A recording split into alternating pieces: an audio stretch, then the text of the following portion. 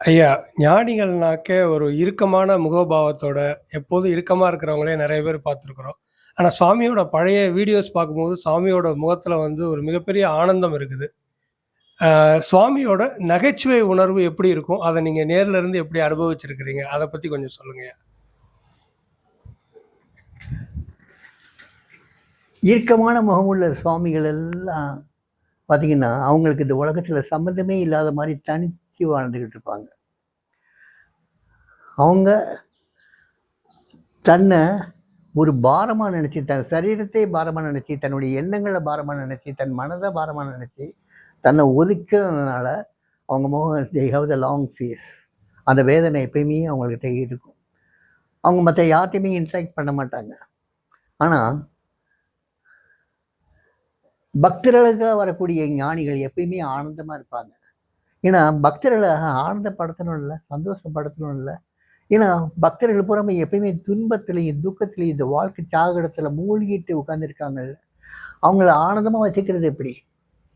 அவர் ஆனந்தத்தை வெளிப்படுத்தினா தானே நம்ம ஆனந்தமாக இருக்க முடியும். சாமி ஆனந்தமாக இருந்து சிரிக்கும் போது நீங்கள் கற்பனை பண்ணி பாருங்க, உங்களால் சிரிக்காமல் இருக்க முடியாது. நீங்களும் ஆனந்தமாக இருப்பீங்க.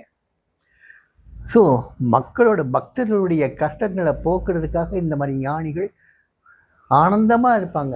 அப்பா ராமதாஸ் ஆனந்தமாக இருப்பார். அதே போல் சுவாமி ஆனந்தமாக இருப்பார். ஏன்னா அவருடைய சிஸ்டர். ஸோ அந்த ஆனந்தம், அந்த பரிபூர்ண பிளிஸ் அதில் எப்பயும் இருப்பாங்க. இதில் சில சமயங்களில் ரொம்ப லைட் மூமெண்ட்ஸும் கொடுப்பாங்க. ஒரு தடவை வாணி ஜெயராம் வந்திருந்தாப்புல, சாமி பார்க்க வந்திருந்தாப்புல. வந்தவுடனே சாமியை அப்படி உபசரித்து எல்லாம் பண்ணாப்புல. நிறைய பாடல்கள் அந்த அம்மா பாடினாங்க. சிவாசி வெரி குட் சிங்கர், நல்லா பாடினாங்க.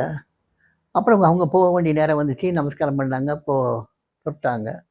சாமி கையை தூக்கி ஆசீர்வாதம் பண்ணார், போயிட்டாங்க.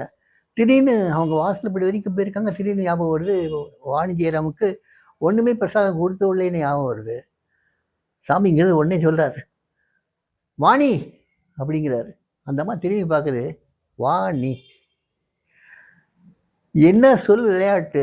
அங்கிருந்து அவங்க எல்லாருக்கும் அவ்வளோ சந்தோஷம். நாங்களாம் அப்படி மகிழ்ச்சி. ஏன்னா அவருக்கு தமிழ் தெரியாதுன்னு சொன்னவங்கலாம் எவ்வளோ அழகாக முட்டலாக்கிட்டாரு. இது ஒரு நிகழ்ச்சியா? இன்னொரு நிகழ்ச்சி, ரொம்ப படித்தவர், அவர் எம்ஏ ஃபிலாசபி, அவ்வளோ படித்தவர். ஒரு நாள் வந்தார், தன் குடும்பத்தோடு வந்தார். கையில் வந்து 2 சீப்பு வாழைப்பழத்தை வச்சுருந்தார். சாமி எங்கள் வீட்டில் காய்ச்சது சாமி அப்படின்னு சொல்லி பாதத்தில் வச்சார்.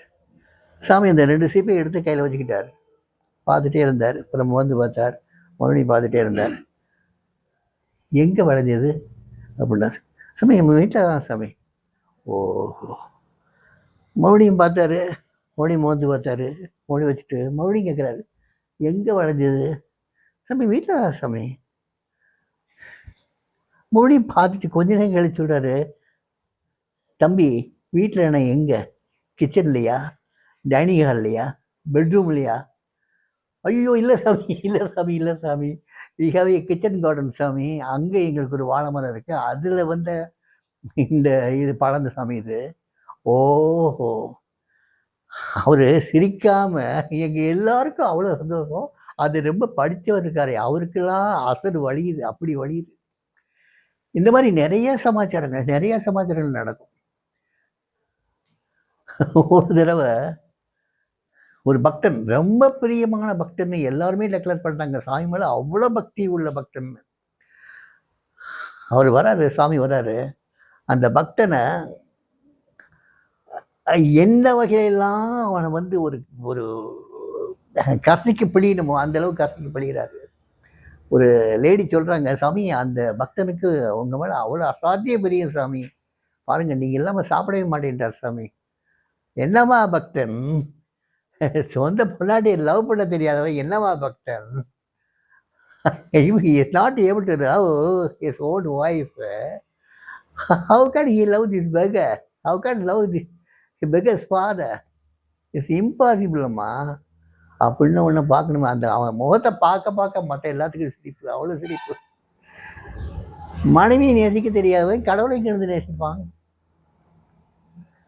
இந்த மாதிரி சின்ன சின்ன விஷயங்கள், அது மாதிரி சுருக்குன்னு குத்துற மாதிரி ஒருத்தருக்கு இருந்தாலும் மற்றவங்களுக்கு எல்லாத்துக்குமே அது ஒரு டீச்சிங்காக இருக்கும், அது ஒரு ஆனந்தத்தையும் கொடுக்கும். இந்த மாதிரி லைட் மூமெண்ட்ஸ் நிறையா. சினிமான்னு சொன்னாலே வந்து சில சாமியார்களுக்கு பிடிக்காது. ஆனால் சாமிக்கு சினிமா பாட்டே பிடிக்கும். ஒரு தடவை நாங்கள்லாம் எங்கள் வீட்டு பெண்கள் எல்லாம் பகலில் பாடிக்கிட்டு இருப்பாங்க, ராத்திரினா நாங்கள் ஆண்கள் அவரோட உட்காந்துருக்கணும்.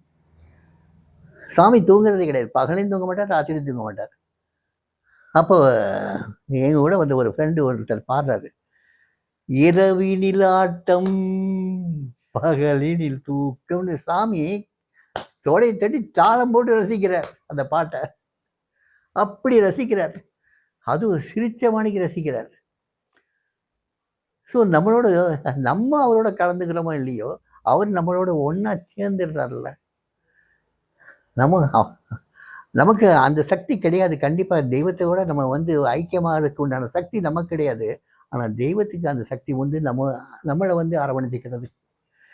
இந்த மாதிரி நிறைய லைட் மூமெண்ட்ஸ் மூலமாகவும் சீரியஸாகவும் அழுதும் நம்மளை வந்து எல்லா விதமான எமோஷன்ஸையும் காட்டி நம்மளை வந்து அரவணைச்சிக்குவார். ரொம்ப நல்லாயிருக்கும்.